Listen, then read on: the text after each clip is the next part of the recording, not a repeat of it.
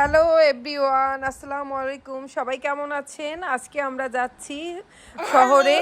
বন্যার পরে এই প্রথম আমরা একটু বাসা থেকে বের হলাম এবং বের হয়ে আমরা যাচ্ছি হচ্ছে শহরে।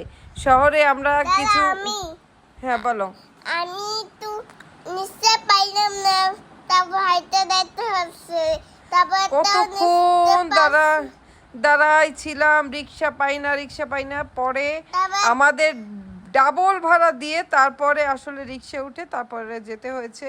আর অনেক সময় আমরা দাঁড়িয়েছিলাম এখানে, দাঁড়িয়ে থাকতে থাকতে ক্লান্ত হয়ে গিয়েছে। ঠিক সেই পর্যায়ে আমরা একটা রিক্সা পেয়ে তারপর এই যে চলে আসলাম শহরে আমরা ঘুরছি। বলো।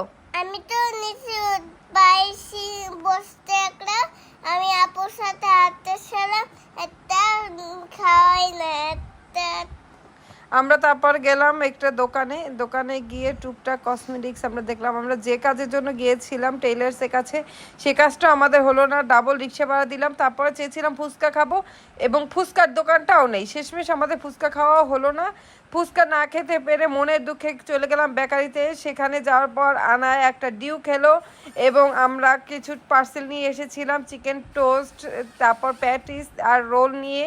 তারপর আমরা বাসায় চলে এসেছিলাম। এখানে আনায় বাবু আর কিছু খাবে না, সে শুধু ডিউ খাচ্ছে আর এইগুলো খাচ্ছে। আবার আমরা সেমভাবে আসার পথে ডাবল ভাড়া দিয়ে আবার আমরা বাসার উদ্দেশ্যে রওনা দিয়ে দিলাম। এই হচ্ছে আজকের মিনি একটি ব্লগ। সবাই ভালো থাকেন, সুস্থ থাকেন আর সবাই সুরক্ষিত থাকেন। বন্যায় কার কী ক্ষতি হয়েছে সবাই আমাদের কমেন্ট করে জানাবেন। আজকের মতো এ পর্যন্তই। আল্লাহ হাফেজ। Please subscribe our channel.